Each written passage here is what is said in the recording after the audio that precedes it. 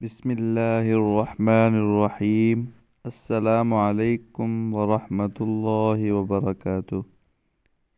پہاڑ کے پیچھے واقع ایک گاؤں میں ایک استاد رہتا تھا جو اپنے علم، تجربے اور دانش کی بدولت خاصا معروف تھا۔ دور دراز سے طلباء اس کے پاس پڑھنے کے لیے آتے۔ ان کی تعداد 500 تک پہنچ چکی تھی۔ درس گاہ میں کھانا پکانے کے لیے لکڑیوں کا استعمال کیا جاتا تھا، جس کی فراہمی طلباء کے ذمے تھی۔ طلباء چھٹی کے دن جنگل سے لکڑیاں کاٹ کر لاتے۔ ایک بار وہ لکڑیاں کاٹنے کے لیے گئے تو ان کے ساتھ ایک سست طالب علم بھی چلا گیا۔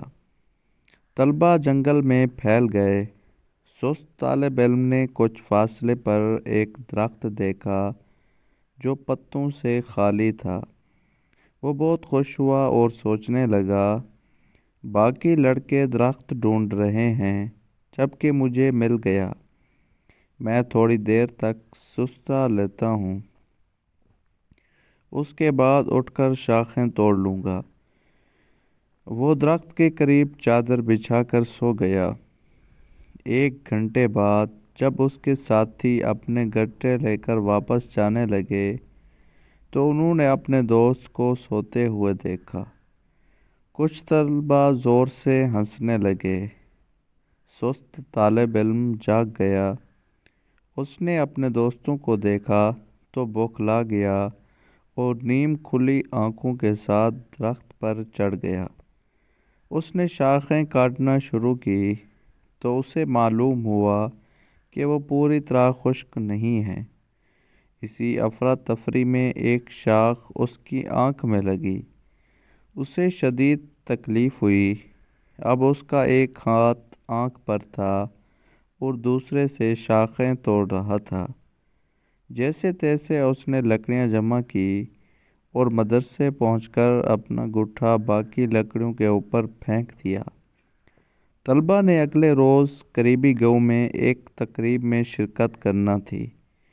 انہوں نے طے کیا کہ ہم سورج طلوع ہونے سے پہلے روانہ ہوں گے تاکہ وقت پر پہنچ سکیں۔ وہ صبح صادق کے وقت جاگے اور باورچی کو کہا کہ جلدی سے ناشتہ تیار کرو، ہم نے روانہ ہونا ہے۔ باورچی اندھیرے میں لکڑیوں کے ڈھیر تک گیا۔ سب سے اوپر موجود لکڑیاں اٹھا کر چولہے میں رکھی اور آگ جلانے کی کوشش کرنے لگا۔ پھونک مار مار کر اس کی آنکھیں بھیگ گئی، گلا خشک ہو گیا، لیکن آگ نہ جل سکی۔ طلباء کی بے چینی میں اضافہ ہو رہا تھا۔ جب دن چڑھ گیا تو استاد کو بھی فکر لاحق ہوئی کہ طلباء ابھی تک روانہ کیوں نہیں ہوئے۔ وہ اپنے کمرے سے نکل کر طلباء کے پاس آیا اور تاخیر کی وجہ پوچھی تو انہوں نے گزشتہ روز والا واقعہ سنایا کہ کس طرح فلاں طالب علم نے سستی کی وجہ سے ہری لکڑیاں جمع کی۔ اندھیرے کی وجہ سے باورچی کو معلوم نہ ہو سکا کہ یہ لکڑیاں آگ جلانے کے قابل نہیں ہیں۔ اس نے کوشش کی لیکن آگ نہ جل سکی، جس کی وجہ سے اتنی دیر ہو گئی کہ اب تقریب میں پہنچنا ممکن نہیں ہے۔ استاد نے سرد آہ بھری اور کہنے لگا، ایک شخص کی سستی پوری جماعت کے لیے پریشانی کا باعث بنتی ہے۔ وقت پر ہونے والے کام کو جب ٹال دیا جائے تو اس پر ہمیشہ پچھتانا پڑتا ہے۔ ہمارا معاشرہ ابھی تک ترقی یافتہ نہیں بن سکا۔ اس کی وجوہات میں بڑی وجہ سستی اور کاہلی ہے۔